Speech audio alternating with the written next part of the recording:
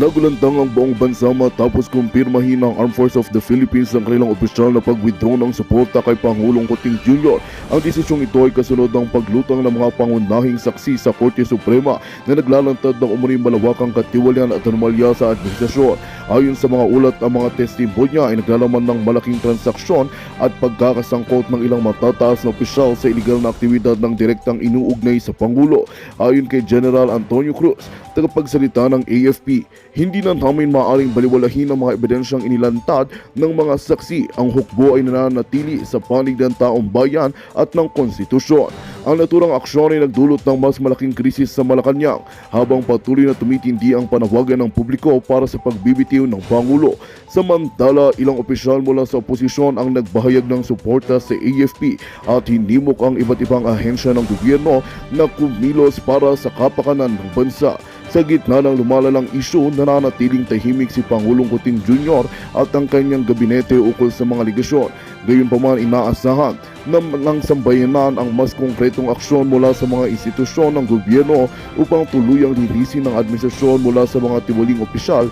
Patuloy naman na nakaantabay ang lahat ng magiging hakbang ng Korte Suprema at ng AFP sa mga darating na araw na maaring tuluyang magbago sa kasalukuyang kalagayan ng pamahalaan. At yan nga ang balitang ating pakakatutukan. Ngunit bago ang lahat, siguraduhin mag-subscribe at i-hit ang notification bell para sa patuloy na pagtutok sa mga silip ng bagong balita sa tunay na boses ng masa.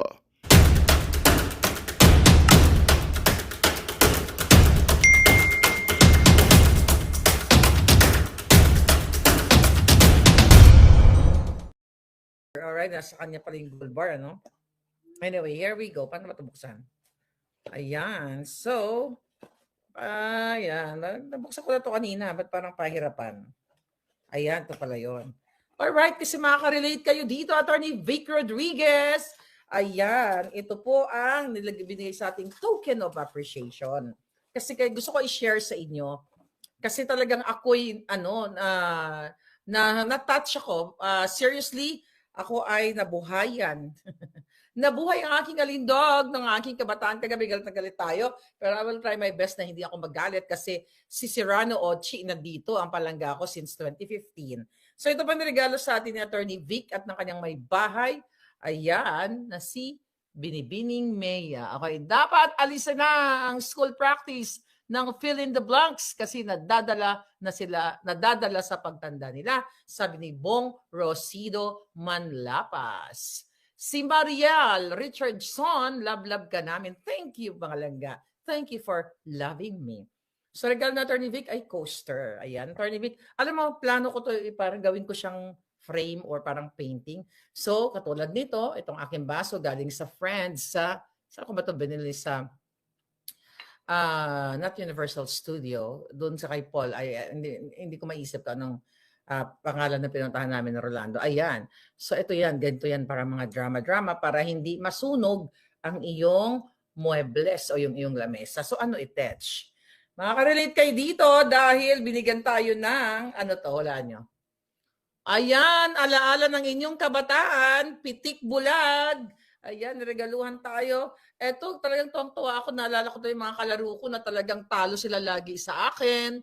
Luksong tinik. Ako yan, yung nakabandana. That's me. Alright, thank you so much. I really appreciate it, Attorney Vic. At talagang lahat ito nilaro ko. Wala na to ngayon eh. Dahil pang-addict na yung ginagawa ng mga bata eh, no? Dahil sa addict yung presidente ninyo. Ang sungka, ayan, ang galing-galing ko dyan. Tinatalo ko yung mga kapatid ko. Ayan. At syempre, ang luksong baka. Ayan. You know, yan si Lisa Tanas, mukhang suso ng baka. Luksong baka. Hi, Joy Rich. Alrighty. Okay, tignan pa natin. Alam mo, babala ko itong parang ipa-frame, ipaano ko siya. Hindi ko siya gagamitin as is. Pero ilalagay natin. Tapos i-display natin dyan para mayroon tayong karagdagang alindog. Alright. Here we go again, my darling Clementine. Okay. Here's the...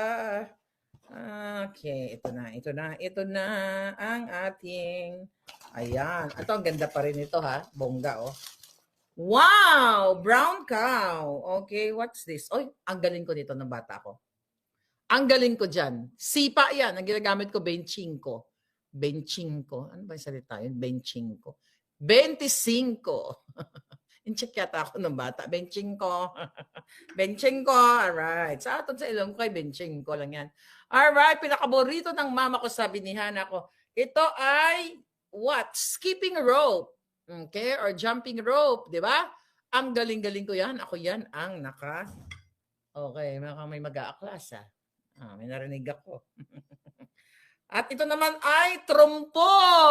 Oh my goodness. Ang galing-galing. At yung aso na yan, ang pangalan ay wag na natin yung aso, si Bantay yan. Kasi, mabait yung aso na yan. Iba yung mga asong julul sa Malacanang. At ang saranggola ni Maharlika. Okay? Ang ganda. I really appreciate it. Gusto niyo bang bumili? Magbenta na ako dito. Gusto niyo bumili? Tanong ko Attorney Vic. Para naman magka-business as usual tayo. I don't know kung sila ba gumawa nito. I don't know. But yeah, it's just beautiful, darling. Thank you so much. I really appreciate it. Gagawin ko to. Ipi-frame natin, lalagay natin dyan. Hindi ko siya gagamitin kasi sayang. You know, dapat forever yan sa memories hanggang buhay tayo. Okay, go na tayo mga hitad. Kanya-kanya na silang salba sa kanilang mga sarili. Ayun na nga, Kate Watson, ang ganda ng mga collection mo. Idol. Yes, Kate Watson. Ayun na nga mga kababayan, kung inaraw-araw nila si Inday Sara since I think September of 2023, kung saan binato nila si Inday Sara sa 125 million confidential fund na talagang pinapa fake news nila na dapat ang vice president ay tugisin, i-impeach, 'di ba? Lahat na lang ng kalaswaan, kasinungalingan, kapiki-pikian na ginawa ni Martin Romualdez, ni Bangag Jr., ang kanyang administrasyon, si Lisa Tanas at ang kanilang mga minions, ang kanilang mga trolls na si Inday Sara, ito ay lumustay, 'di ba? May mga memes silang inilabas, ginastusan padang pera ng bayan, ng gobyerno ni Bangag, ang Office of Presidential Communications Office, nagpakalat na illegal ang ginawa ni Inday Sara, ang kanyang opisina sa Vice President dahil sa usaping 125 million confidential fund na hindi napatunayan na yan ay kanyang nilustay. Imagine niyo since September of 2023, dapat talaga hindi ako mingat. Di ba? Sanay kasi ako magsalita ng dire-diretso, walang preno, di ba? Ayoko nang mabagalan na buhay. Dapat mabilis ng pacing ng buhay, mga hitad.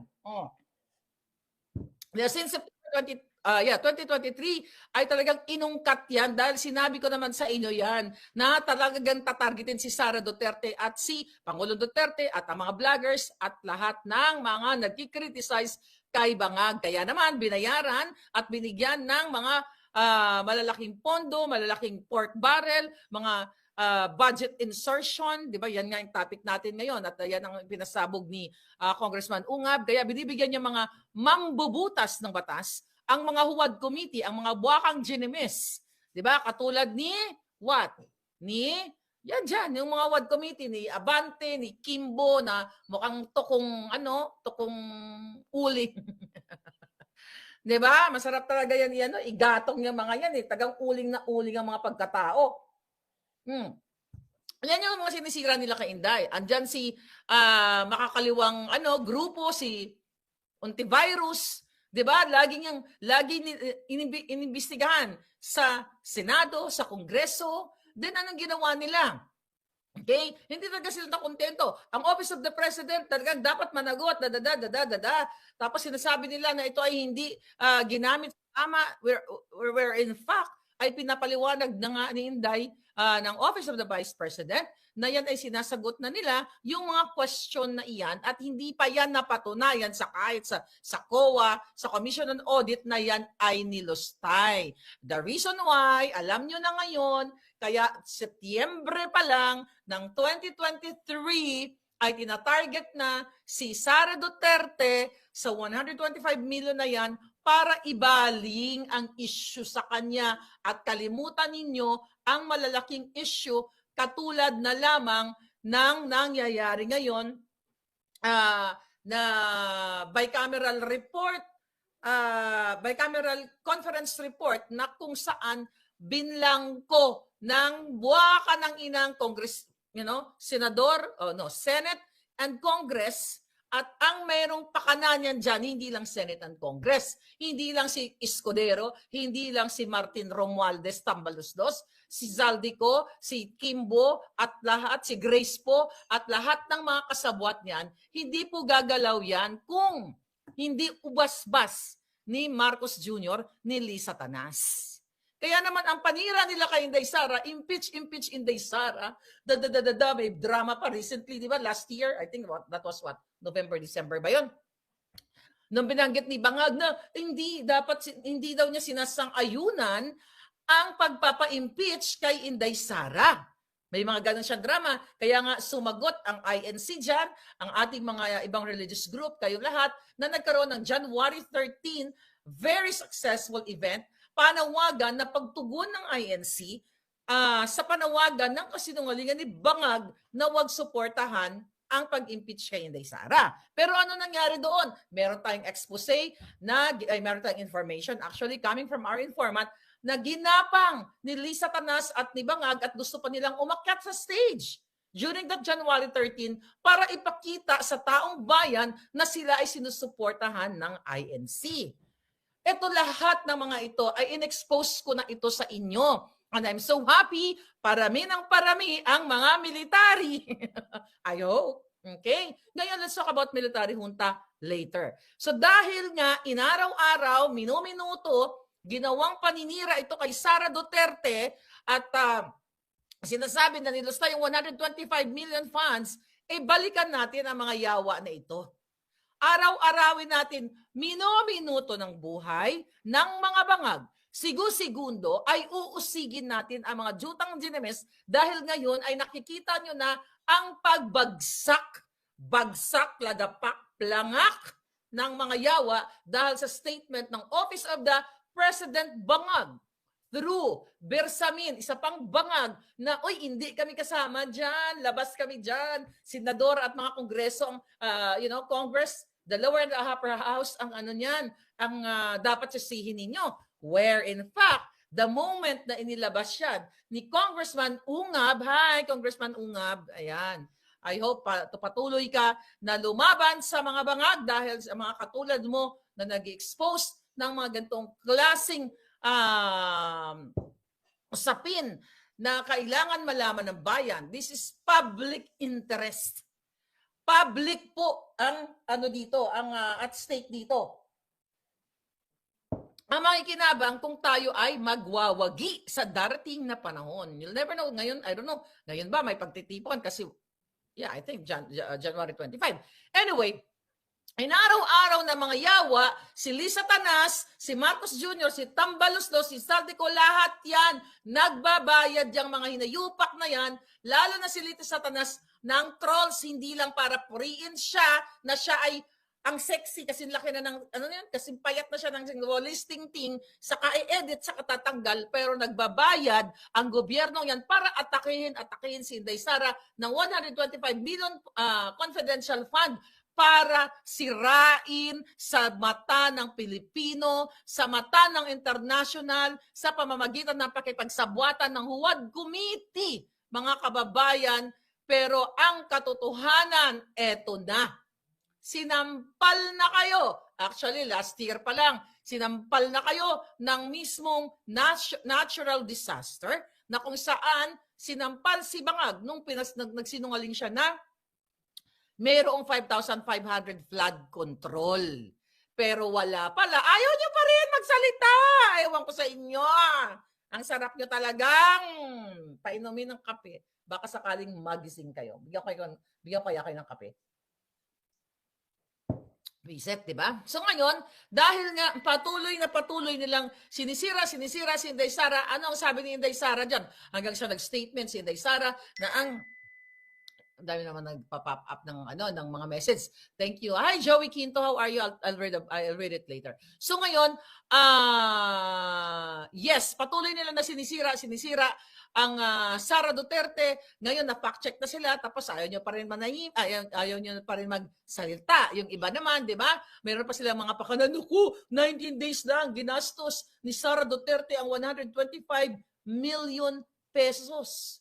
'Di ba? Ang grabe. Yan ang kanilang mga fake news. is December 20 ni-release. Yung confidential fund na yan. Natural, uubusin niya yan, di ba? Sa mga what do you call it, kapaki-pakinabang na mga proyekto kasi ang budget every year. Kung di ba naman kayo tanga, well, ginagawa kayong tanga. Yun yung sinasabi ko yung mga jutang sa mga bangag. Mga palangga, ganito yan. Pinaint o ginawang kwadro, ginawang ipininta o ipinicture ng bangag na gobyerno na si Sara Duterte ay ganito, naggastos ng ganyan ng confidential fund na 125 million sa loob lamang ng 19 days. Mga kababayan, ayun again ang pagtatakip sa malaking ninanakaw nila, sa billion-billion pagnanakaw nila. Kaya nga, di ba, anong ginawa ni Inday Sara dyan? Nung patuloy siyang inaatake ng gobyernong ito, ng gobyerno ni Bangag, kaya naman, siya ay what? Nag-resign sa DepEd. Hindi siya nagkapit-tuko at sinabi niya, sinabi niya na hindi niya na, parang hindi na siya pwedeng sumuporta sa isang bangag na administrasyon at it's irreconcilable, wala nang unit team dahil nga sa ginagawang pambababoy, pangbabastos nitong bangag na gobyerno, pambabastos sa kanya, pambabastos sa Pilipino dahil sa kadahilan ng pagnanakaw sa budget. Dahil ang ginagawa ng bangag na gobyernong ito sa 125 million, ito ay what? Mga gimmick-gimmick gamit ang kanilang mga black propaganda, black ops, magaling dyan si Lisa Tanas dahil gusto nilang sirain talaga si Sara Duterte sa harap ninyo. Ngayon, mga kababayan, ano gagawin natin? Di syempre, patuloy tayo magdadadadadadada. Di ba? Dahil kung sila ay nagdaldal, simula noong September, dapat ako hindi na ako natutulog. Dapat kahit gabi nagdadaldal. Kahit na natutulog ako. Dahil sa panaginip ko, di ba? Di ba? Bangag. So, dapat ganun din tayo. Okay? Dapat ituon natin yung mas malaking usapin na isinampal ngayon sa inyo sa pamamagitan ng pag-expose ni Congressman Ungab, ni Pangulong Duterte dyan, na ito ay tinarantado ang paban ng bayan. Ano ang palusot ngayon, di ba? Ulit-ulitin natin, para may ekulalya. Unang inilabas ni Ungab, sabi ni Marcos Jr., nagsisinungaling si Duterte, yan. Wala namang ganyan sa GAA. Kasi, lahat yan, hindi naman, walang bakanting, what do you call it, line doon. Kasi, ano naman yan, ang drama pa nila, pinag-aralan nila, may mga photo op pa sila during Christmas season, di ba? I think December 17, 18 yata, mga ganun. Nagpa-picture niya na kunyari inaaral-aral ni Bangag, hindi nyo alam, photo op lang. Dahil alam na ni Lisa Tanas na ilalagay nila yung number doon, yung figures doon para glinlangin kayo, mga kababayan. Kaya nga, masasalamat tayo dahil buong-buo pa rin ang pananalig ninyo sa ating Vice President na patuloy na binababoy ng gobyerno ni Bangag. Dahil ito ang utos ni Lisa Tanas. Huwag tantanan yung 125 million na confidential fund ni Sara Duterte. Meron pa yan. Sinabi si Lisa Tanas, di ba? Galit na galit siya. Kunyari, sinasabi, nagagalit siya kay Sara Duterte kasi nung I think January, nung nag-start ang hakbang ng Maisog, di ba? Nagsalita si Pangulong Duterte, bangag yan si Bangag Jr. at yan ay nag-addictus benedictus. Nagpa-interview pa si Lisa Tanas, kaya taer na. Di ba? Na sinasabi, na sinabihan si, hindi ko nakalimutan ko na isang statement na nagalit si Lisa Tanas dahil tinawag na bangag ang kanyang asawang Bangag. Pareho lang naman silang bangag. Hindi lang bangag, kidnapper pa, tsakera pa, hayop pa, smuggler pa, kawatan pa, yung mga namatay na PSG. Dahil nakikitang ang ginagawa ni Lisa Tanas ay kundi kabalbalan pag nakaw ng pera ninyo. Kaya nga sabi ng iba, military junta na nga ba ang magaganap?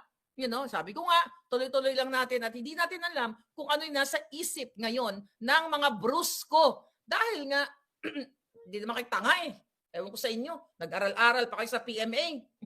Dapat doon na lang kayo mag-aral sa mababang paaralan ng Kumunoy. Di ba? Mm. Yan dapat ang ginagawa nyo. O, di ba? Anong malaki ngayon? Here we go again. Okay? Here we go, darling. Shout out sa inyo lahat. Okay? Okay. Ano to? We have your garments ready. Okay, fine. Whatever. Okay. Okay, balikan natin. Ito. Ito ha. Araw-arawin nyo to. Mga kababayan, dahil dyan sa expose ni Congressman Sid Ungab, sana magising na kayo. Dahil ikumpara ninyo yung binabato kay Sara Duterte na 125 million. Siguro naman matatalino kayo, magagaling kayo sa mathematics, kahit basic lang, elementary mathematics. Dahil sa expose na yan ay ipinakita sa mga papel na yan na imagine ninyo ang pinag-usapan nila sa kanilang Congress, lower and upper house, na ang budget ni Bangag Jr. ng Office of the President is 10.4 billion. They talk about that publicly. 10.4 billion ang ilalaan. So after ng vice scam na hindi nyo nakita, ay tinago sa inyo. Pero thank you, Congressman Ungab. From 10.4 billion, naging 15.8 billion. Pinasikreto sa mamamayang Pilipino na dagdagan ang budget ni Liza Tanas, ni Marcos Jr. ng extra 5.4 billion pesos. Kaya nagtotal sa 15.8 billion. The question now, mga hitad, mga palangga, ano ba ang malaki? Yung paninira kay Sara Duterte na 125 million o etong putang inang Marcos Jr. na pasikretong dinagdagan ng 5.4 billion pesos ang kanilang budget. Sigaw na naman si Inday. Oy, buti na lang. Wala nakakarinig sa akin. Okay? Dito sa bahay. 15.8 billion. Di ba? Ang opisina ni Quezon, ang opisina ng senador, ng Senate of the Philippines. Okay? Ang pinag-usapan sa public deliberation, 12.8 lang ang i-allocate sa kanila. But, lingid sa inyong kaalaman na kayo ay patuloy na tatanga-tanga na lang ay dinagdagan ng 1.1 billion pesos. Ang tanong, kanino mapupunta yung 1.1 na yan na dagdag? Sa mga bulsa ng mga buwaka ng inang yan. Baka nga buong budget pa yun, mapunta lahat sa kanilang bulsa eh. Now, yung sa Speaker of House of Representatives. Sa budget deliberation, 16.3, pero lingid sa kaalaman ng mga makikisig, ng mga matatalinong, makabayan, mapagmahal sa bansang Pilipinas, dinagdagan pasikreto ng walang kaalam-alam ang isang vendor, ang isang doktor, ang isang nurse, ang isang inhinyero, ang isang maestra, ang isang obrero. Dinagdagan ng 17.3 billion. Ano ang malaki? Kayong mga militaring brusko, anong malaki? 125 million na isang taon mahigit nilang ginawang parang rosaryo para sirain si Sara Duterte. O ito pa lang, yung 2025 budget, wala pa yung 2023, wala pa yung 2024. I'm talking 2025, sa kasulukuyang panahon. Ano ang malaki? 5.4 billion? 1.1 billion? 17.3 billion? Ano ang malaki? Ang 125 o yung mga figures na sinabi ko? Ha?